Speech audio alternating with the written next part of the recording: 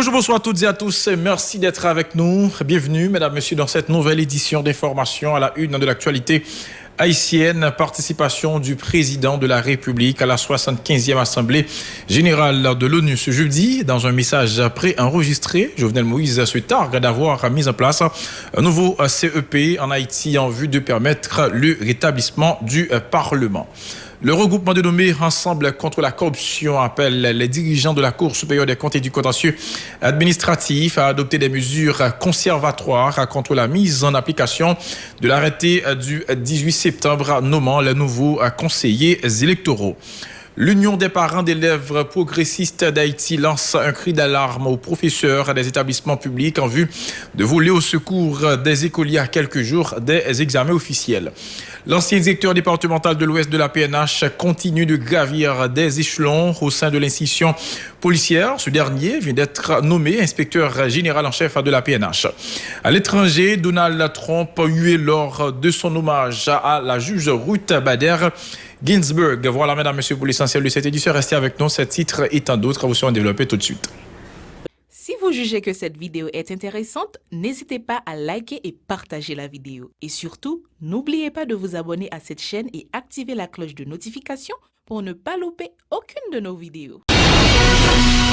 Bienvenue, mesdames, messieurs, au développement de ce journal. Comme annoncé un titre, le président Jovenel Moïse a pris part virtuellement ce jeudi à la 75e Assemblée générale de l'Organisation des Nations Unies qui se déroule cette année du 22 au 29 septembre 2020. Dans un message préenregistré, le chef de l'État a souligné le contexte difficile dans lequel se réalise cette 75e Assemblée générale tout en se montrant favorable à une relation plus efficace avec les pays partenaires d'Haïti. Plus loin, le locataire du Palais national se targue d'avoir mis en place un conseil électoral provisoire en vue de permettre la tenue des élections en Haïti pour le rétablissement du Parlement haïtien. Par ailleurs, le président de la République a salué les efforts des pays qui ont aidé Haïti à combattre la COVID-19 durant ces derniers mois, citant en particulier la République de Taïwan. Il en a profité pour plaider en faveur de l'intégration de cet État dans le concert des nations. Ensemble contre la corruption appelle les dirigeants de la Cour supérieure des comptes et du contentieux administratif à adopter des mesures conservatoires contre la mise en application de l'arrêté du 18 septembre nommant le conseil électoral provisoire pour le cesser. L'administration Moïse Joute a outrepassé sa mission constitutionnelle en accordant le mandat au CEP d'organiser un référendum pour doter le pays d'une nouvelle constitution. Cette coalition des organisations de défense des droits humains invite la Cour des comptes non seulement dans ses attributions administratives, mais aussi en tant que juridiction financière à n'accepter aucune rubrique dans le budget au nom du Conseil électoral provisoire. Autre nouvelle, l'ancien directeur départemental de l'Ouest de la PNH continue de gravir des échelons au sein de l'institution récemment nommée installée à la direction centrale de la police administrative. Le commissaire Berson Sojour a promu inspecteur général de la PNH selon une correspondance en date du 23 septembre adressée à l'intéressé par la direction générale de la police nationale d'Haïti. Avant cette promotion qui prend effet depuis le mercredi 23 septembre, Berson Sojour a déjà bossé comme directeur départemental de l'Ouest de la PNH. Il a été écarté de la DDO sous l'administration de Michel-Ange Gédéon après avoir giflé le greffier en chef du parquet de Port-au-Prince, Wilbert Roux, et l'avocat Elie Dieps Augustin, membre du barreau de Port-au-Prince au palais de justice en 2018. Dossier politique, le mouvement populaire Dessaliniens conteste la décision de l'exécutif de procéder à l'investiture des 9 membres du Conseil électoral provisoire au Palais national sans avoir prêté serment par devant les juges de la Cour de cassation, qualifiant cette décision d'inconstitutionnelle. Jean-André Victor demande à la population d'être vigilante face à, dit-il, un possible établissement d'un régime dictatorial dans le pays pour l'équipe au pouvoir. Sa déclaration. Nous vivons aujourd'hui un moment historique dans le pays. Côté que un coup d'État qui a préparé pour installer la dictature dans le pays. Une première phase dans le coup d'État qui est en cours déjà, qui va le terrain, c'est phase train en mort. Une deuxième phase qui a entamé la journée aujourd'hui, c'est phase institutionnelle. Côté que on a changé la constitution, que a mis CEP droite et gauche, côté que il a fait décret, tribord à bord, faut nous plus de centaines de décrets qu'on y a dans le pays là. Côté que phase institutionnelle là a mis en place. Ou sortir dans la constitution, hein, et puis en même temps, on dit on dans la constitution. C'est ça, vous perdez du contrôle là totalement.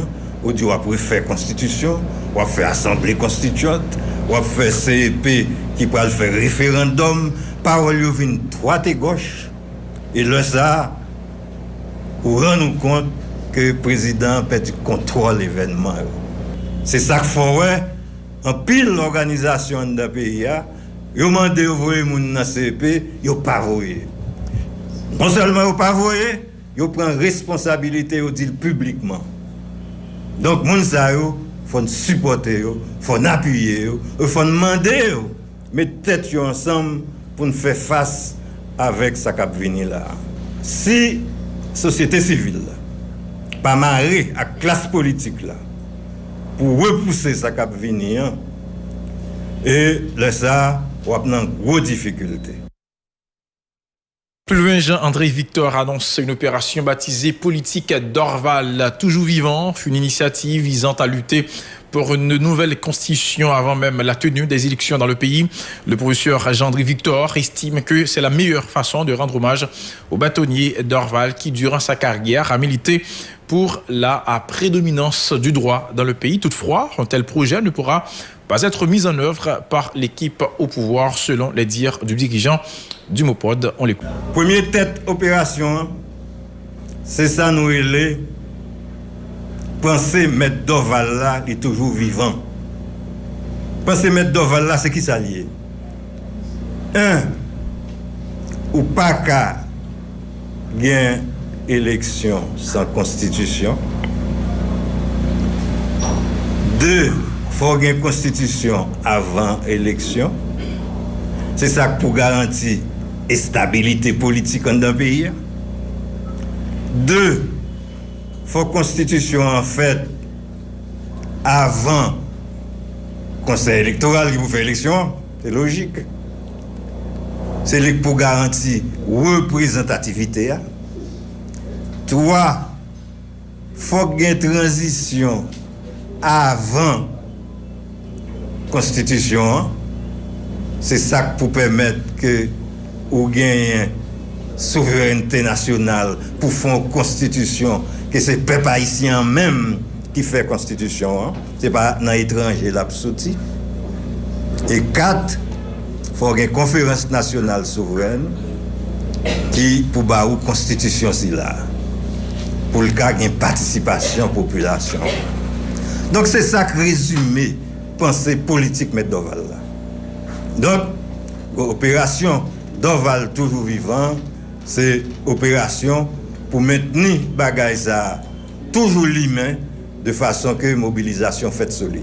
Dossier éducation, le secrétaire général de l'Union des parents d'élèves progressistes, Léo Litolu, lance un appel patriotique aux professeurs des établissements publics de retourner en salle de cours afin de voler au secours des écoliers qui doivent subir dans quelques jours des épreuves officielles. Les élèves des écoles publiques demeurent la plus grande victime des différents mouvements ayant contrarié le bon fonctionnement du système éducatif haïtien. Léo Litolu, au micro de Rousli Bernard Jean-Baptiste et de David Mercius. L'un considéré rester à peine 10 jours de classe pour élèves 9e année fondamentale participer dans l'examen officiel. Rester à peine 15 jours pour tout le monde NS4. Ou bien ça les philo. Jusqu'à présent, il y a des professeurs qui ne vont jamais mettre pied dans la salle de classe. Côté Timoun Sayo, au départ, déjà échoué par rapport à Timoun qui est dans l'école privée. Parce qu'il y a bien même examen avec eux.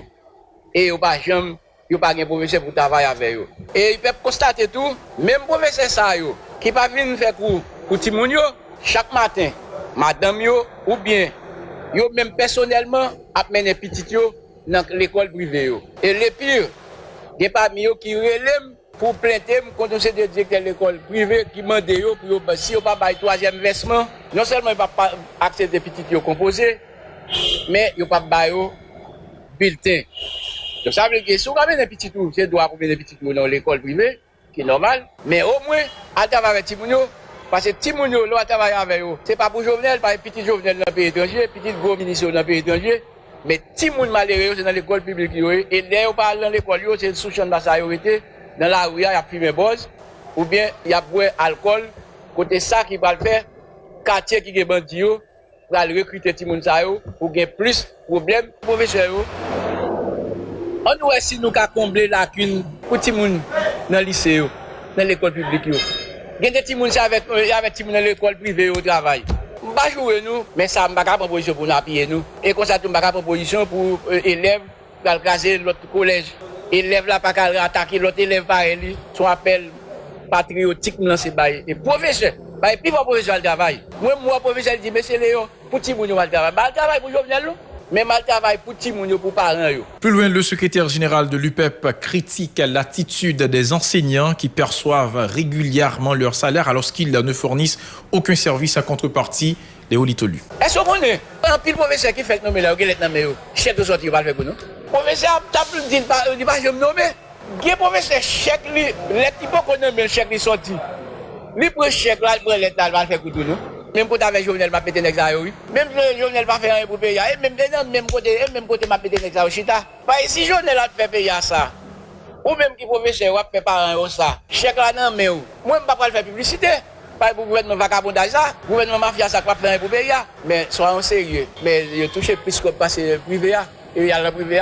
Des professeurs privés là, go bloqué, c'est qui te machine et puis pour motocyclette pour lui parce qu'il connaît payer abstentionnel, mais il va pas le faire pour dans l'école là. Monsieur, changer comportement nous pour nous avoir l'autre société.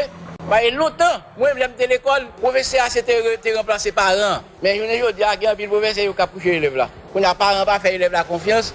Il ne va pas faire professeur confiance. Puis il va professeur, c'est un sérieux, il a le travail à Timounio. Puis il va professeur. Bon, si pour il va professeur, pas de sérieux, pas de travail à Timounio même. Timounio t'a dansé.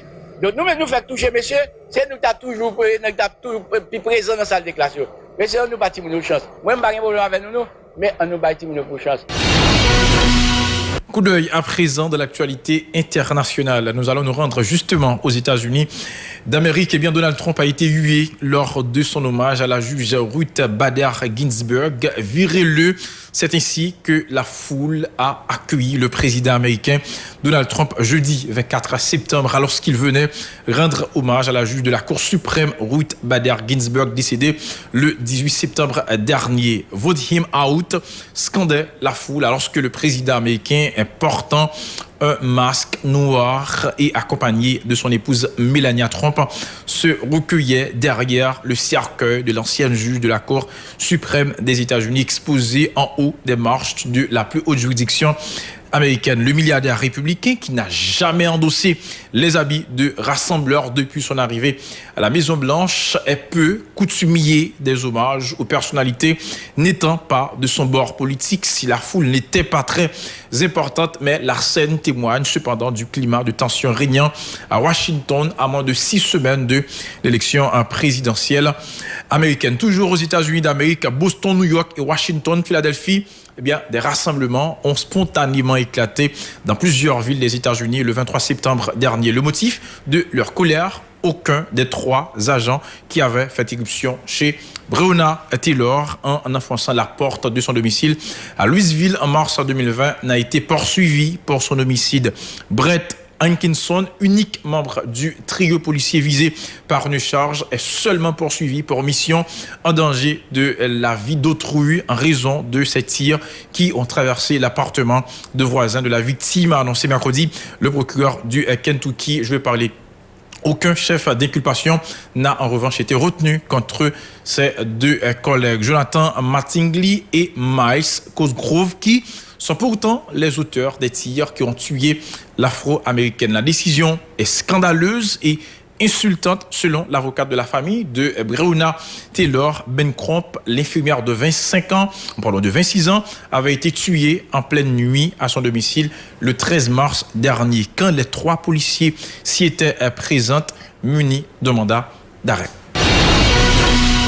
Toujours aux États-Unis d'Amérique, à Boston, New York, Washington, Philadelphie, des rassemblements ont spontanément éclaté dans plusieurs villes des États-Unis le 23 septembre dernier. Le motif de leur colère, aucun des 3 agents qui avaient fait irruption chez Breonna Taylor en enfonçant la porte de son domicile à Louisville en mars 2020 a été poursuivi pour son homicide. Brett Hankinson, unique membre du trio policier visé par une charge, est seulement poursuivi pour mise en danger de la vie d'autrui en raison de ces tirs qui ont traversé l'appartement de voisins de la victime, a annoncé mercredi le procureur du Kentucky. Aucun chef d'inculpation n'a en revanche été retenu contre ses 2 collègues, Jonathan Mattingly et Miles Cosgrove, qui sont pourtant les auteurs des tirs qui ont tué l'Afro-Américaine. La décision est scandaleuse et insultante selon l'avocat de la famille de Breonna Taylor, Ben Crump. L'infirmière de 26 ans avait été tuée en pleine nuit à son domicile le 13 mars quand les 3 policiers s'y étaient présentés munis d'un mandat d'arrêt. Voilà, mesdames, messieurs, pour l'essentiel de cette édition d'information. Merci à vous qui l'avez suivi. N'oubliez pas que vous pouvez continuer à nous suivre sur Facebook, Twitter, Instagram, YouTube et Radio-Télévision Pacifique.com. Merci avec nous, mesdames, messieurs, pour la suite de notre programmation.